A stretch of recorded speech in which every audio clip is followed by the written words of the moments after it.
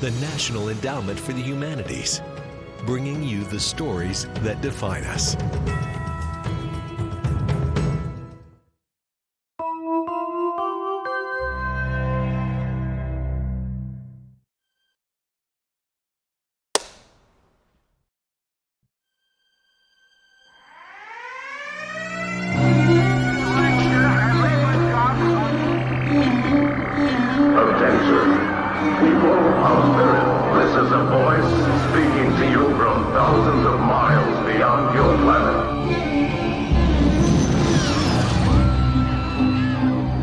Fantasy and science fiction, when I began writing, were, particularly in America, strictly genre. The magazines were pulp magazines.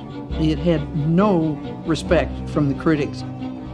What Ursula was having to navigate was the societal prejudices against science fiction, against the fantastic, and against children's fiction. All of these things were marginalized. People would think ray guns and silly things.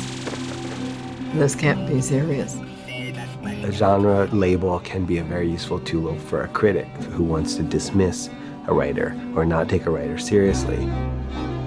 The critics had dismissed science fiction and fantasy as essentially worthless, and I knew better.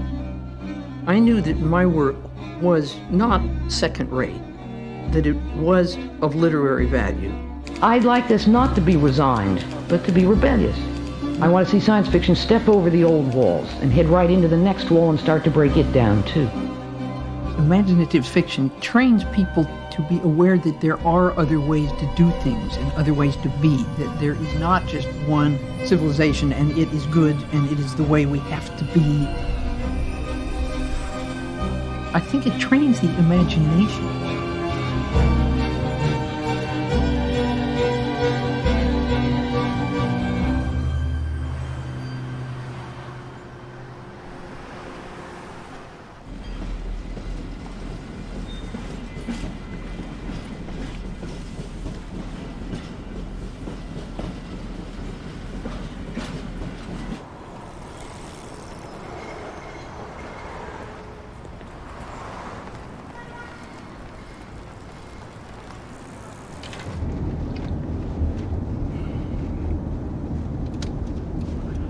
Okay, we're almost there.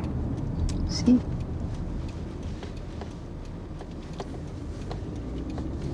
Now you're going in the back door here. Yeah, that's right.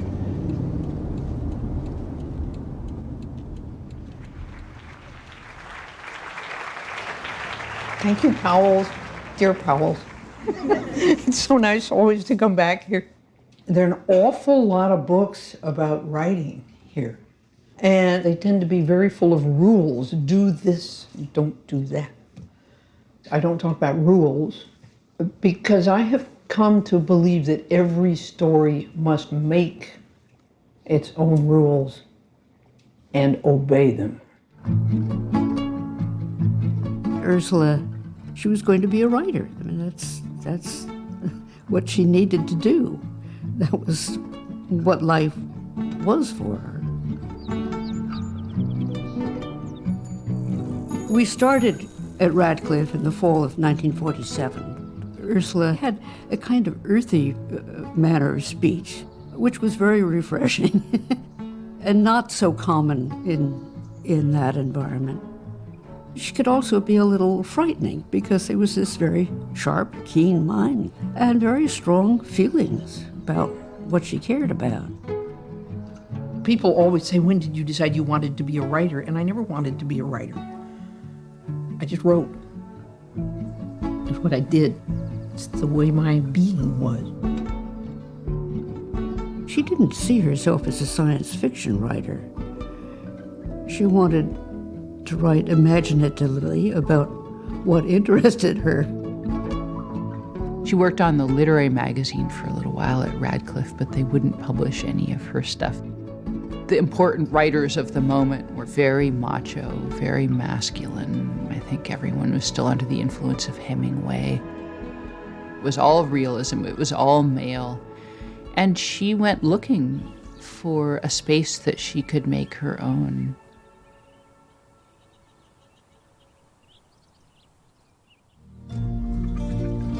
the first couple years in Portland, it was just, you know how it is when you have little kids. You really don't do much of anything else except the kids, but she managed to work all the time.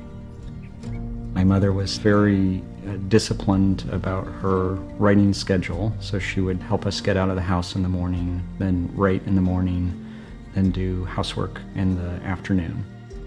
She had her study, and she would go in there and shut the door. They knew not to bother Mama when she was working. I knew not to bother when she was working, too. Charles would read it, and maybe my mother would read it, and then I'd send it to the editor, and then the editor would reject it. I don't know how many times I was told I write well, but we don't know quite what you're doing. I was beginning to feel a little desperate. Like, if I can't publish anything except an occasional poem in a tiny, tiny poetry magazine, you know, what am I doing? Am I kidding myself?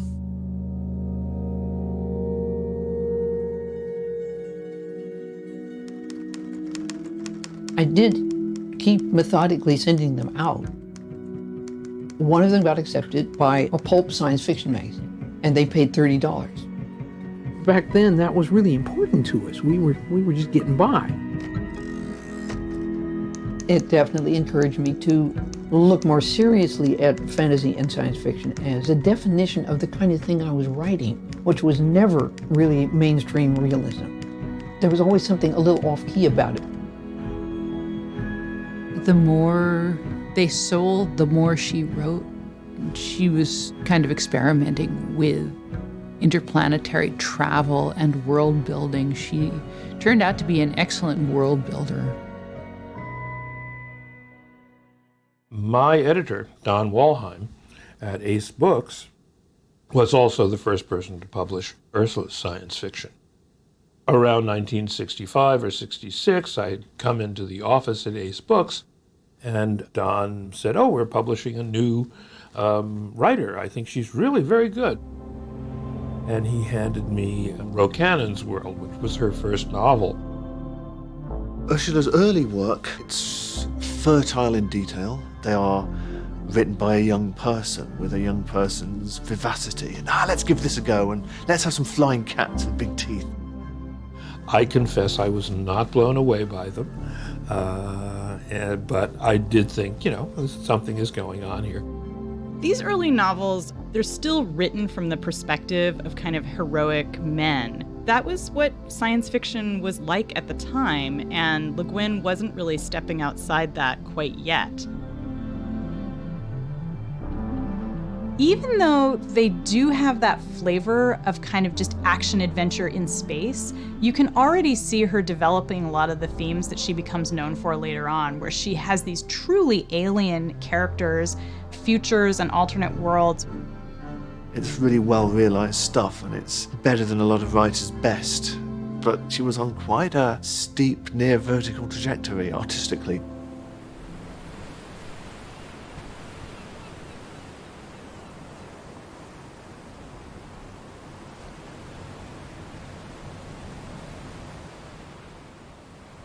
I had written a couple of short stories that took place on these islands where there were wizards and dragons. In 1968, when the publisher of Parnassus Books came to me and said, "Would you write a young adult novel?" These islands grew and boom, this is a whole archipelago of islands, and now I draw the map. And I would name the rivers and the mountains and the cities, but I didn't know anything about them till I went there with my characters.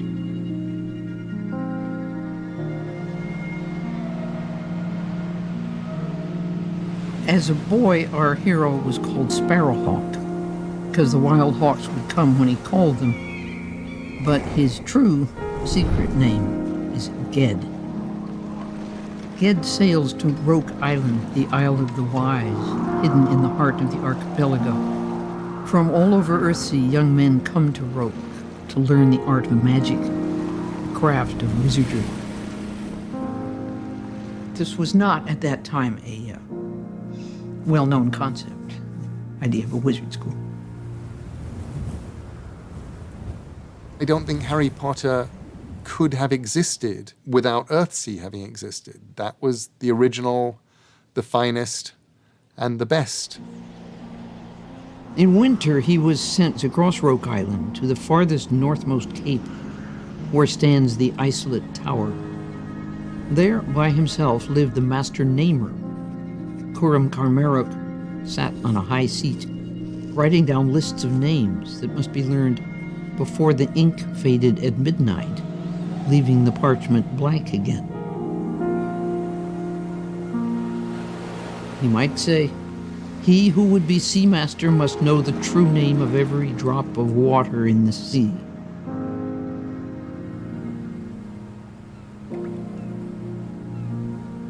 Magic exists in most societies in one way or another. And one of the forms it exists in a lot of places is if you know a thing's true name, you have power over the thing or the person. And of course, it's irresistible because I'm a writer. I use words. And knowing the names of things I do magic. I do make up things that didn't exist before by naming them. I call it Earthsea. And there it is. It exists. So I had this total parallel between wizards and artists to play with. I bought Wizard of Earthsea and I was in love. It felt right.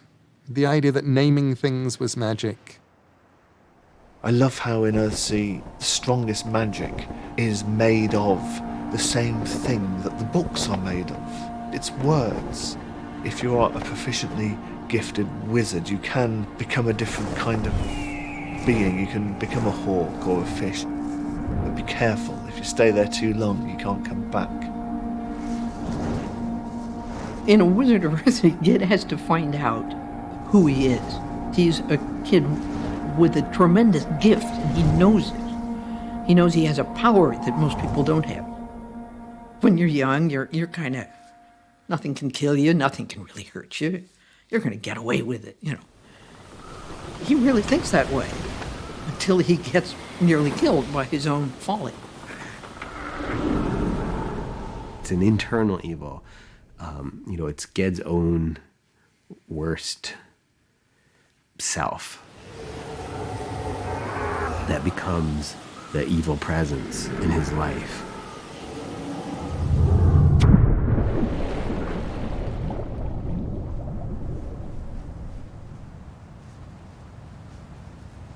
Well, a lot of kids go through something like that. And then they have to kind of struggle on and figure out, okay, I'm not quite who I thought I was. Who am I? How do I be a good person? Seems like a real simple question, but most of us spend our lives working at it. Because every time you think you found your way, the way changes.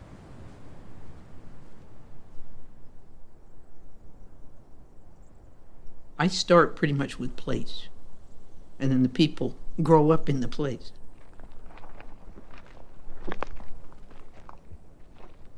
Our first trip out here in '68, I'd just never been in country like this, and it just knocked me over. All I knew was that I had to come back. It's about as far as I want to go. That is one big hole in the ground. So when the book did well, the publisher asked me for another one. I thought, I know what the next Earthsea story has to be. I needed a desert for the book. And the Kargish Islands looked as if they might have some deserts. It's a community of women only, isolated in the desert, no men.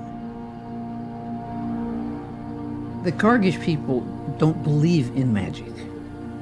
Instead, they worship the nameless ones, the old powers of the earth.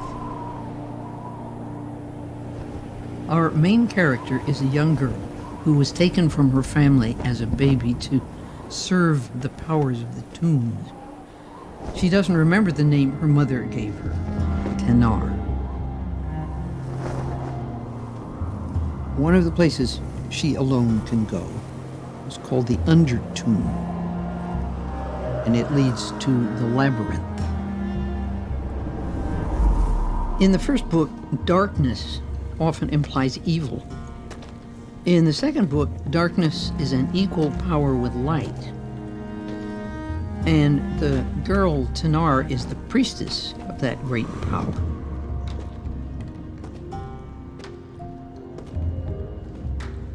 She went forward in the pitch dark, easy as a little fish in dark water.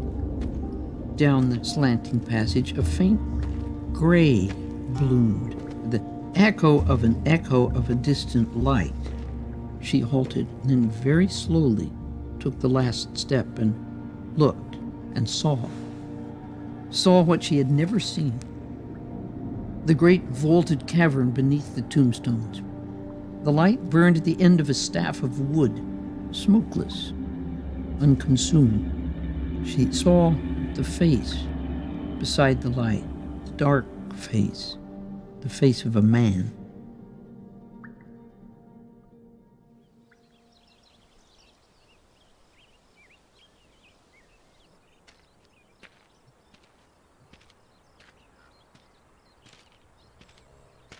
Tanar meets Ged in the undertomb. He knows what her real name is, and he can give it back to her. And that, in a sense, is what frees her, frees them both.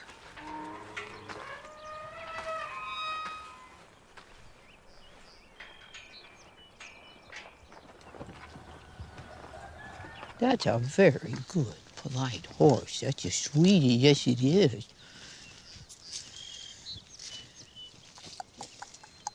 I don't live in a dream world, a kind of woo-woo place at all. I think you can see that in my fantasy writing. I don't feel so much as if I were making it up. I know I am, but that isn't what it feels like. It feels like being there and looking around and listening. When you say, what's the name of that flower? Why do you want to know the name? What does it matter? Somehow it connects you to the flower. Even the scientists, they do have to name the species and the individuals and so on. A lot of people think that fantasy is just escapism and has nothing to do with the real world. And I don't feel that at all. Partly because my father was a scientist, an anthropologist, and I grew up with a profound respect for and liking for the way scientists' minds work. Alfred Kroeber was the founder of academic anthropology in the early years of the University of California. Ursula K. Le Guin, and she always keeps the K for Kroeber, was a precocious faculty brat. There were a lot of anthropologists around. It was, just shop talk, and I'm listening in. It was such a mixture of exciting minds and backgrounds. So I'm sure that did something to my head, something good. Ursula was very much the youngest, the only girl, always trying to get a word in edgewise in this family. She really learned to debate and to argue and to hold her own in a way that was probably unusual for girls of her generation. As soon as school and college were out, we packed up and drove the very long 60 miles up to the Napa Valley. It's 40 acres with an old ranch house on it. Those hills are very wild. You can feel like you're in the absolute wilderness. It was heaven for an introvert.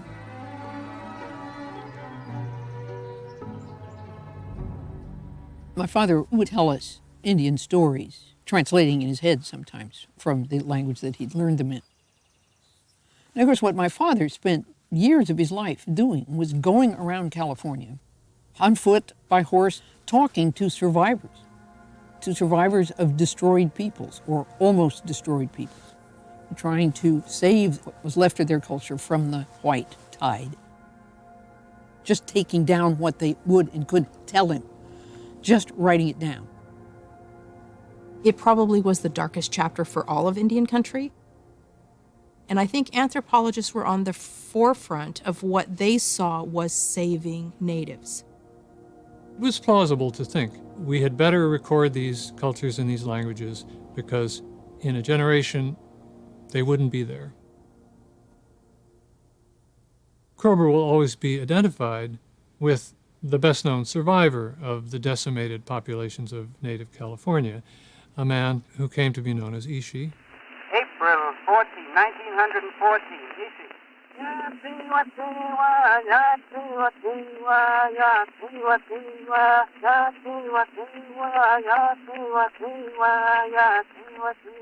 In 1911, the last of his kin died, and Ishi walked south down toward Oroville. And the anthropologists in San Francisco heard about this wild man, who they thought must be perhaps the last really authentic, uncorrupted, unchanged California Indian. Ishi's people were among those people who you don't tell a stranger your name. My father said, "What would you like us to call you?" And Ishi means man, a male person. We don't know Ishi's name. We'll never know his name. Ishi and Kroeber had a complex friendship. They respected each other, they liked each other, and in some ways they needed each other. But it was a friendship that was cross-cut by relations of power and authority. Ishi died in 1916 of tuberculosis, and it was very traumatic for Kroeber. There's, I think, no question about that. I had not heard the name of Ishi when I was a child. That was a long ago chapter in my father's life, an unhappy one. So I just never heard about Ishi. Till all of a sudden, they were sort of saying, "Hey, Kroeber, you ought to write about, you're one of the last people who knew Ishi, and you knew him well. You ought to write it." He said, "I cannot do it. Ask my wife." My mother began to work on the story of Ishi and to live through, in her imagination, how Ishi not only survived in a terrible solitude for a while, but also then came alone into a strange world. My mother was not an anthropologist, but she was a very good writer. The ultimate impact was to humanize Ishi the man, although somewhat romantic and certainly incomplete. Her book kept at least one version of that story alive. My mother's book opened many people's eyes, including my own, to the appalling history of the white conquest of California. Some people are quick to see injustice and cruelty, but I was slow to see it. I had to put the pieces together myself, and it took a long time. It's kind of hard to admit that your people did something awful. When I absorb something like that, what I do with it, the way I handle it, is probably to put it into a novel.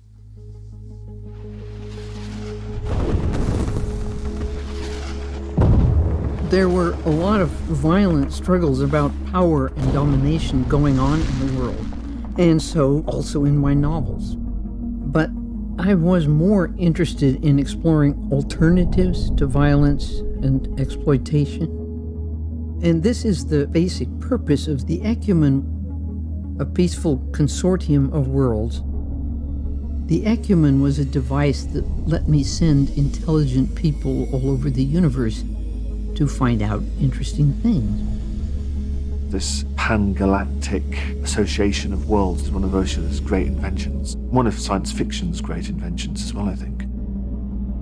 The Ecumen provides this huge laboratory in which the writer herself is the scientist who's conducting a kind of experiment, a thought experiment on human beings and humanity and their other ways of interacting with each other. So, like, what if we just change this one little thing and that little thing? What would happen? What would it be like? I wrote a book back in the 60s called Left Hand of Darkness, where I was first asking myself, well, okay, what is the difference between men and women? And the means I used to talk about it was to invent a race of people who are androgynous, fully androgynous.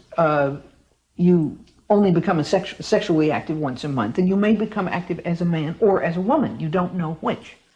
And so in the course of someone's lifetime, they can father a child, they can mother a child, they can have lovers of all different types. In The Left Hand of Darkness, we meet Genli, the first envoy from the Ecumen to the planet of winter. As he tries to navigate this ice-bound world of genderless people, Genli becomes entangled in a political web. He's forced to flee across a glacier, along with Estraven, a native of winter who has become his ally. As they cover the miles over the ice, they also close the miles between themselves as individuals, as different subspecies of Homo sapiens. After all, he's no more an oddity, a sexual freak, than I am. Up here on the ice, each of us is singular, isolated. I as cut off from those like me, from my society and its rules, as he from his. It's not just a geographical journey, it's a journey into human cooperation, into a human relationship. When Left Hand of Darkness came out, it was perceived rightly as having changed things, as being a completely new work, as being something that was unlike anything else that had been published. It was extremely popular, especially among young readers. Those were the readers that first, I think, were drawn to her. Nowadays, there is a lot more interest in kind of gender queering and gender fluidity. I wonder if it might be difficult for a young reader now to realize quite how extraordinary and powerful that was when she did it. She's like, what about this? What if this was the way it played out organically and everyone could just experience and see it? So that was a really formative book for me. Readers and critics have thought about Left Hand of Darkness as a feminist novel, and I absolutely think it was for its time, but there were other writers, feminist science fiction writers, and critics as well, who were saying, you didn't quite go far enough. She got in trouble with Left Hand of Darkness because when you weren't changing into some other gender, you were he. It started getting criticism. Why are you forcing us to think of a masculine default all the way? Couldn't you have done it a different way? Do I think that the Left Hand of Darkness that Ursula would write now would be the Left Hand of Darkness that I read in 1971? No, obviously not. She has changed and the world has changed.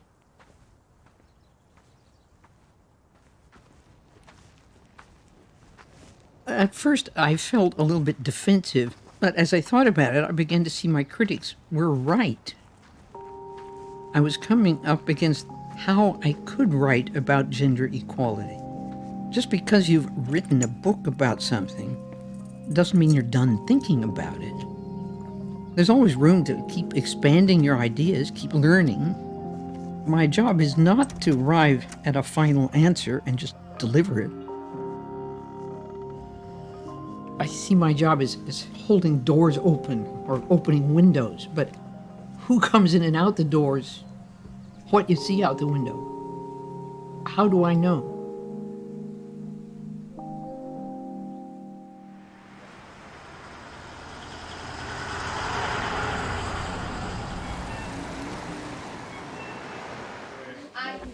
There you go. I'm a German belt. Ursula Le Guin, she doesn't set herself up as a giver of answers, but she is one of the very finest explorers of questions. Let's get ready. We're going to start right away, okay?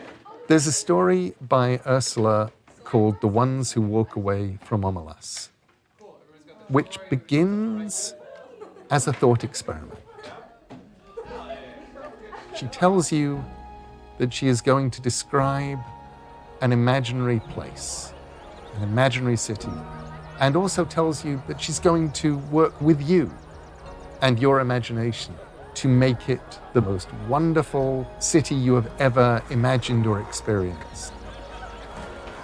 You are part of this. You are creating this with her. And you experience for several pages this wonderful city of noble people, the city of cities, Omelas.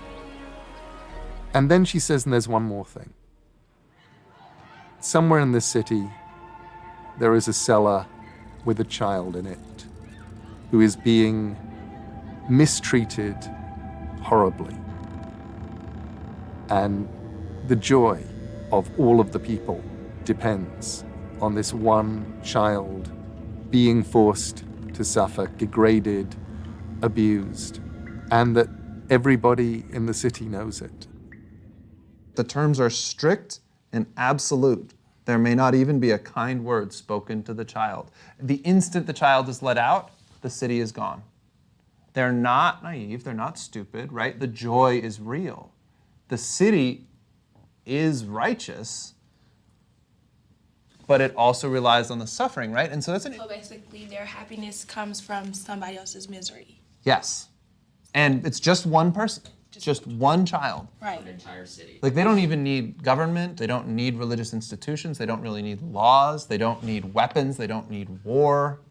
You know what I mean? It's like, it's a utopia. It's kind of a utopia, right? But it's not a utopia. And it sets out and it says, this is a thought experiment. And then it goes in and it breaks your heart. And it leaves you with a world that is changed.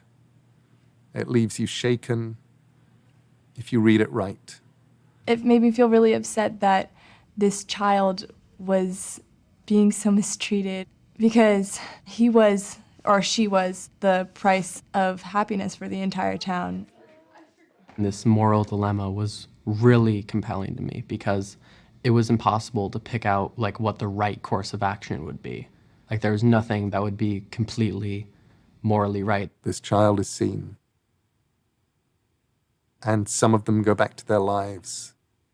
And then there are the ones who walk away from Omelas. I would try and help the child. I really would not care if it would disrupt the whole nature of the city because it's a young child, like barely holding on. So I would do anything to help the child. I think I would forget about the child. I would be one of the people who stays in the town and like puts it in the back of my mind and continues to live happily and peacefully because I have the privilege to do that. I would walk away. I think the ones who walk away, they can reflect on this kid again and again and know that they're not a part of it and they're not like supporting it. And maybe they make their own home that everything's perfect. In Omelas, I was setting up a question about where they might be going, the ones who walk away from injustice. And in my novel, The Dispossessed, I wanted to go deeper into that question. This was the late 60s. People were asking, what might a perfect society look like? A society that was not based on oppression.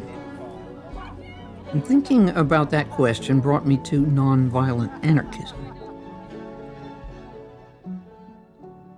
I think anarchist thinking is one of those profoundly radical ways of thinking that is very fruitful, very generative. The more I read in anarchism, the more I realized that it was the only major political theory that hadn't had a utopia written about it. And I thought, well, that would be fun. That would be cool, you know. Then I could kind of begin figuring out what would a genuine working anarchist society be like. In The Dispossessed, a revolutionary group has abandoned their capitalist, Earth-like world to create a just and free society on their moon, with no gender dominance, no coercive government, no private ownership. I think The Dispossessed gives us a chance to experience what it would be like to live outside of capitalism. It reminds us that the way we live right now is not the only possible way for humans to live. At first, we're drawn to this anarchist society, but we can see the flaws that keep the individual from being entirely free. I think it's a foundational book. Like any organizer I ever meet, I'm like, you have to read this book. This is what we're trying to figure out. It's a flawed utopia. It's messy. The crooked timber of humanity is still crooked there. I knew from the start that it contained its own betrayal. No human society can just find perfection and sit there. That's not how things work. Certainly, The Dispossessed has this political foundation about inequality, about class, about hierarchy. But if you just want that, then a political tract will do the job. I'd read a lot of science fiction, the good, the bad, and the ugly, but I've never seen the form use that intelligently, that artfully. In the span of just a few years, we see Ursula release this torrent of major novels back to back, each more original than the last. She's pushing the boundaries of what science fiction could do. She takes the whole scene by storm.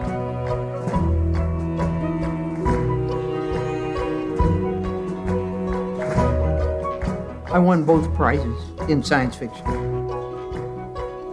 and got a good deal of notice.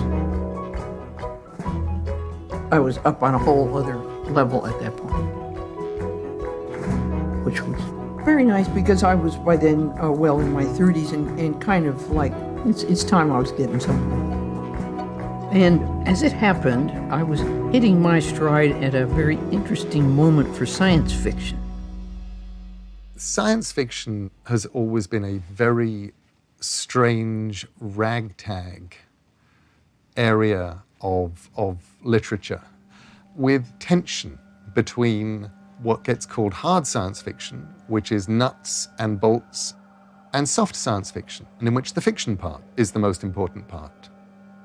In the 30s and the 40s, it was basically nuts and bolts. There was an older generation of science fiction that was sort of led by people like Heinlein and Asimov. They were expanding the public's understanding of what spaceflight might be like. They were championing science at a time when people were not always sure that science was a cool thing. But they were not super aware of how culture worked beyond a very narrow perspective, which was their perspective as white guys, many of whom had been scientists. And then there was us, who were kind of being a little bit uppity, who were willing to kind of change the terms. A bunch of young Turks, we sort of came in and shook it up. You have people like Samuel Delaney, Ursula Guin, Joanna Russ, women who are writing, people of color, and they have different stories to tell, but also specifically bringing in areas of scientific and cultural inquiry that hadn't really been the purview of science fiction before. It's during that period that she was starting to do conferences and a lot of science fiction related to public speaking. She really began to move into herself, to own herself as someone who has a voice and the authority that goes with that voice and the right to use it. It was a ball. It was a very small world. And when we had a meeting, most of us came. And everybody was intensely interested in what we were doing, you know. And a lot of us were quite young. So those meetings were very lively. I remember she used to smoke a pipe, and I thought that was great. There was an opening out. She was putting herself into conversation with other writers. I think it would make sense if I went on and spoke as what I am, a writer of science fiction, a woman writer of science fiction.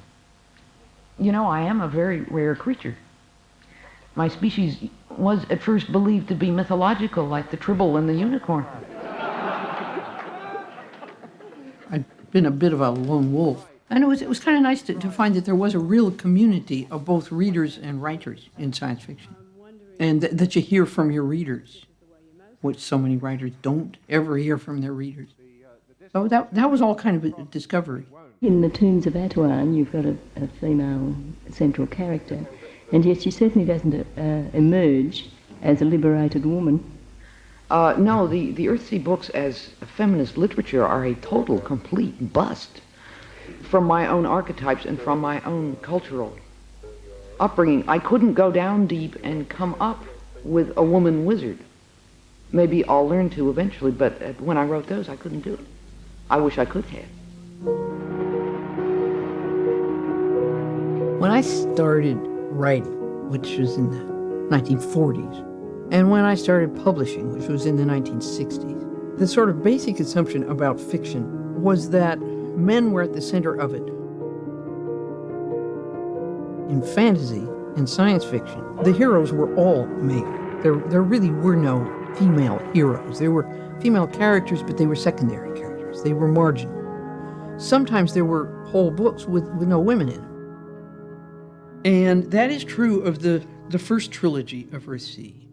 Even Tombs of Arwen, which is all about women. But look at the women. Tanara is supposed to have all this power, but what is her power? She controls nothing.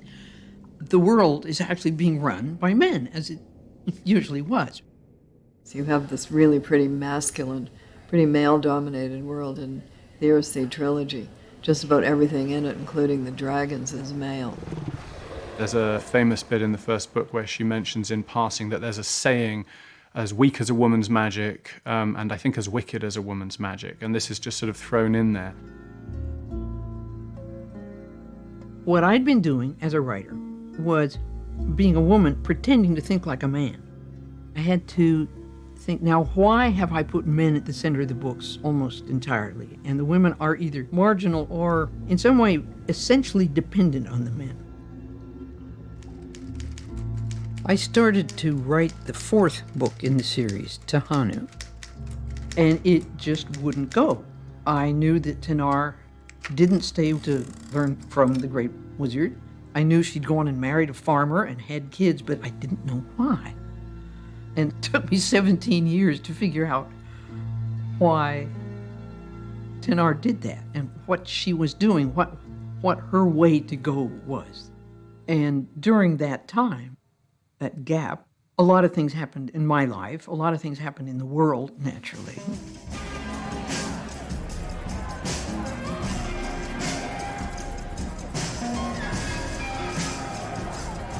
Along comes the revival of feminism in the 70s. People start writing books saying, where are women? Women are marginal in society and of course also in literature. But I was not part of it as a movement, partly because as a housewife and mother of 3 kids at home, I was not behaving the way a proper feminist should. There was a considerable feeling that we needed to cut loose from marriage, from men, and from motherhood. And there was no way I was going to do that. So I felt a little defensive for a long time in the 70s. And it was kind of only as I began getting more confidence in who I was, I began to feel more at home in it as a movement. Of course I can write novels with one hand and bring up 3 kids with the other. Yeah, sure, watch me. There's a lot of pride and self-respect involved. I can do it. I will do it, by God. The modern feminist movement had just sort of hit science fiction. And some people embraced it and some people were pretty upset about it. There was a big argument about, whether there was room for women in science fiction. And they meant as readers, as writers, and as characters. It was almost like taking a cork out of a bottle of champagne that you'd just shaken up. There was a kind of explosion of ideas and opinions that had been bottled up for a while. By the way, I want to state that I think Ernest Hemingway was unjust and full of shit. So I kind of had to rethink my entire approach to writing fiction. I learned to read other women's writings. It was important to think about privilege and power and domination in terms of gender, which was something that fantasy had not done. After letting Tenor sit on the shelf for all those years because I didn't know what to do with her, I found that I was ready to go on with her story. And that's what finally led me to writing Tahanu. All I changed is the point of view. All of a sudden, we are seeing Earthsea not from the point of view of the powerful, but from the point of view of the powerless.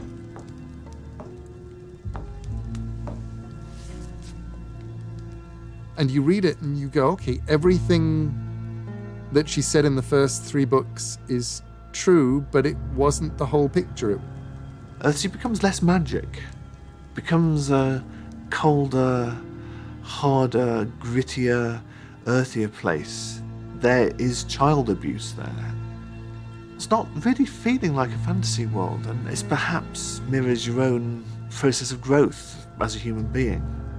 We can see Le Guin growing in front of our eyes, examining the constructs of gender in Earthsea, the world that she herself created. You can feel a kind of simmering rage, a simmering rage at injustice.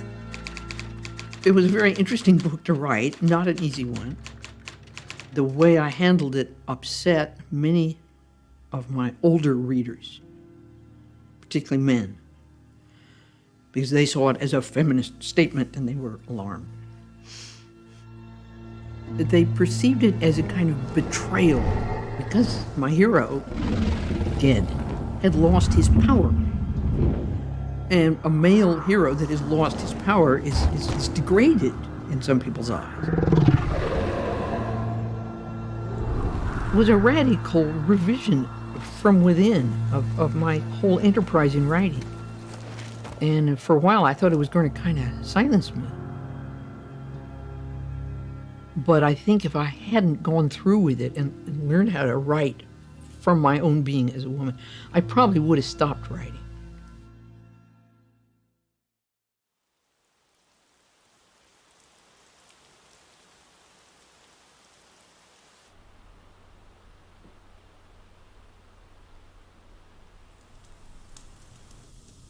Come on now, catch up over there. Okay.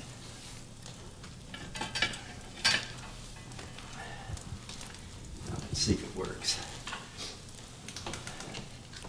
I didn't even know that my father actually read her manuscripts until, relatively recently, that he's generally the first person who reads whatever she writes. Mostly you just sort of say, that's good, which is what I want to hear. I do remember very animated conversations, where we would say, don't argue with each other. And they would say, we're not arguing, we're just discussing. Yes, we got it published. About the time we were sort of emerging from doing our homework and getting hungry, they would be sitting on either side of the fireplace, as they do to this day. And that went fine, too. I got a Fulbright scholarship to go to France. I was doing French history.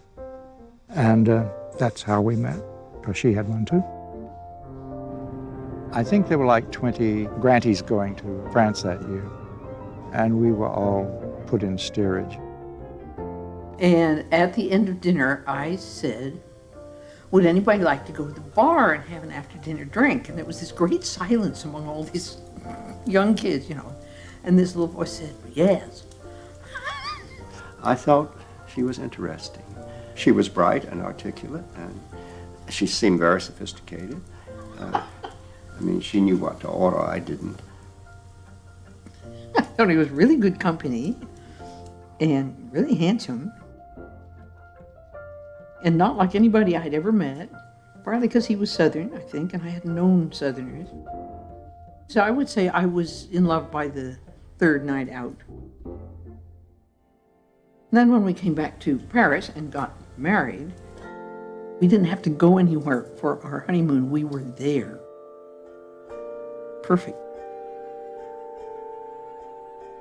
We lived in a little hotel the whole year. I tell you, we were kings and queens that year.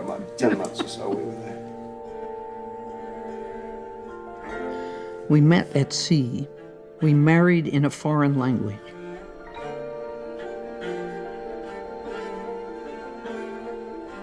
What wonder if we cross a continent on foot each time to find each other at secret borders, bringing all my streams and darknesses of gold, and your deep graves and islands, a feather, a flake of mica, a willow leaf.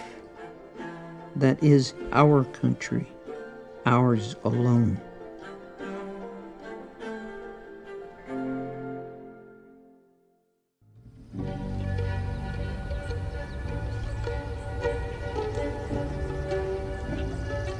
My mother died in 1980.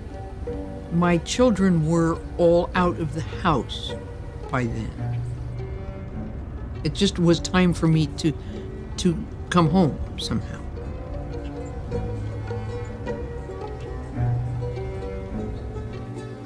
We just moved down here in January and stayed a whole spring here. The only time I lived here for week after week after week, except those summers of my childhood.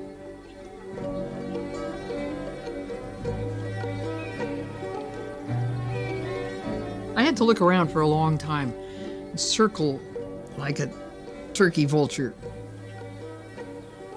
gradually narrowing until I realized what I wanted to write about was here, my place.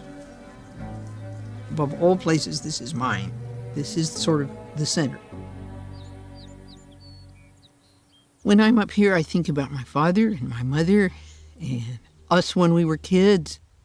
This place is full of presences for me.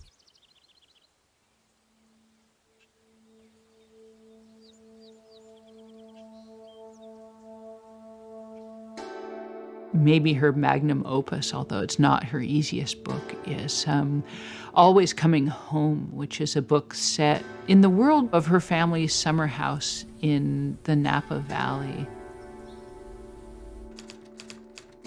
It started with the idea of writing a utopia, but a different kind of utopia that wasn't a kind of political blueprint. It's sort of an ecological utopia. It's an imagination of this beautiful valley being beautifully used by its human population. Pre-white California was, to a small extent, a model for Always Coming Home. A lot of those Californian people seem to have been very settled in rather more peace and quiet than a lot of peoples.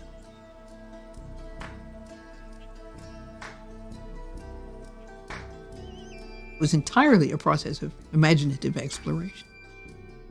There was that sense of living in two worlds, and that their voices were around me sometimes.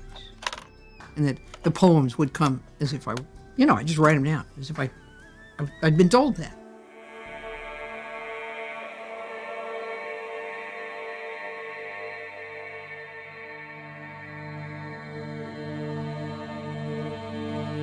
Always Coming Home is barely a novel as we understand it. It's a grab bag, a bag of scraps and pieces. And I had a kind of conviction that this was a good way to write a book.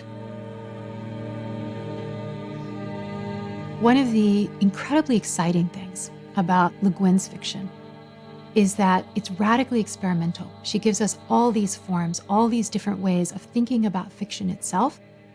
And it's a kind of freedom that she gives to other writers. It's as though she says, look, I got away with it. If I got away with it, maybe you can get away with it too. In the 90s and in the early noughties, it really felt like a new book from her every year, and it was like she just was on fire again. We're seeing the same themes that we know and love about alien worlds and dealing with issues around feminist identity, but everything is much more shaded in gray than ever before. Style becomes more autumnal. The later work It haunts you in more subtle ways and more nuanced ways. Truth is a muddy thing now. What if you aren't a wizard? What if you can't fix things by a spell? What if the only language you've got is a language of compromise, of mess, of misunderstanding? But the fact of the matter is, there was nobody who was moving as brilliantly from genre to genre as Ursula K. Le Guin. So what's happened most recently is the broadening of Le Guin's audience and readership. She's being recognized not just as one of our great science fiction and fantasy writers, but one of our great American writers. There's a giant of literature who is finally getting recognized. I take enormous pleasure in awarding the 2014 Medal for Distinguished Contribution to American Letters to Ursula K. Le Guin.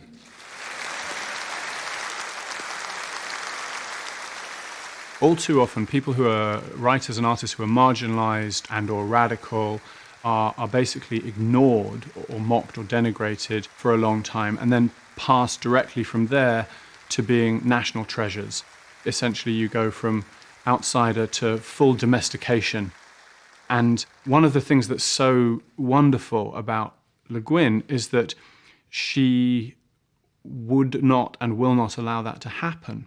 I rejoice in accepting it for and sharing it with all the writers who were excluded from literature for so long, my fellow authors of fantasy and science fiction. This is why the speech that she gave when she won the sort of Lifetime Achievement Welcome to the Canon Award, to give it its invisible subtitle, was that it was, a perfectly courteous but full-on swinging attack on the undermining of art and aesthetics for profit within the publishing industry.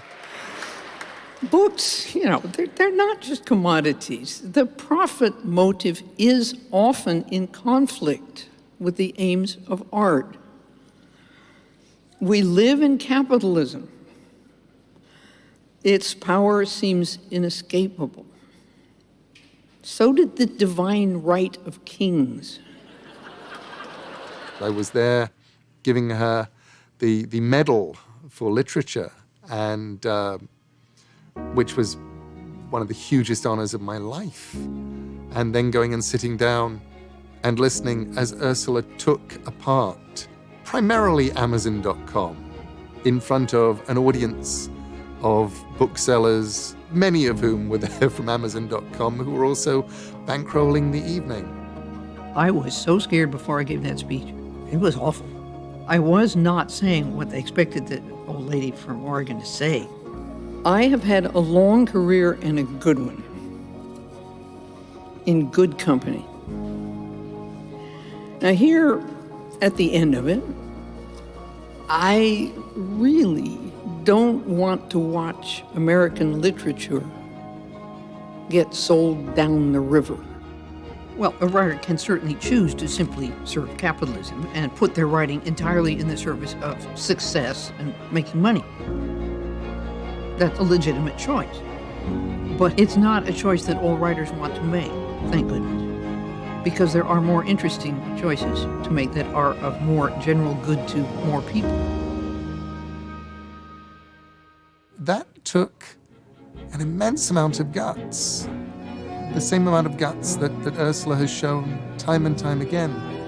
Just addressing subjects that are not to be spoken of. We don't have very many of these in this country, but she is a public intellectual. She has spoken out on behalf of artistic freedom for other writers. She has spoken out against systems of government that repress public discourse. She has been a consistent voice for the human spirit. I guess I've always had a kind of long-term hope and short-term terror. We don't have to keep the doors shut. We could live in a different way than we do. In the last 10 years, Ursula has wielded her status, which is considerable, very, very skillfully, very, very much like a warrior.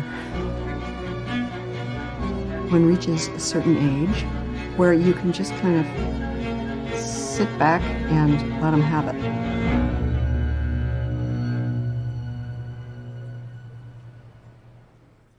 And I don't offer any 10 easy steps to fame and fortune as an author, because I know that in art there are no easy steps. To learn to make something well can take your whole life, and it's worth it. That'll do, I think. So shall we do Q&A? The big thing that has happened to both fantasy and science fiction in my lifetime is that they have come all the way out of that genre closet that they were forced into and are recognized as literature. You now have a generation that grew up that doesn't quite understand why these artificial divisions ever existed. Le Guin was ahead of her time, and we needed to catch back up to her. The only question that should matter is this any good or not? I read A Wizard of Earthsea, and just things rearranged in my head. That's when I powerfully, hungrily, more than anything else I'd ever felt, wanted to be a writer. You cannot deny Ursula Le Guin's influence on writers now of all kinds. And I think that, in the final analysis, is much more important than whether she was being reviewed as she should have been reviewed in 1975. Because she was being read by the people who would grow up to change opinions and change the world. It's certainly a remarkable writer who can meet you when you're 10 years old and give you something wonderful to read and still be there for you when you're 45 years old and everywhere in between. I think she's one of the greatest writers that the 20th century American literary scene produced. It's like that famous Earth shot called Earthrise, where we see our Earth just rising over the moon, this little blue fragile circle. Ursula's usage of science fiction, I feel, is to make these Earthrise photographs so we can, perhaps for the first time, see our world from a different perspective. If a world is dreamable, maybe it can be dreamed into being.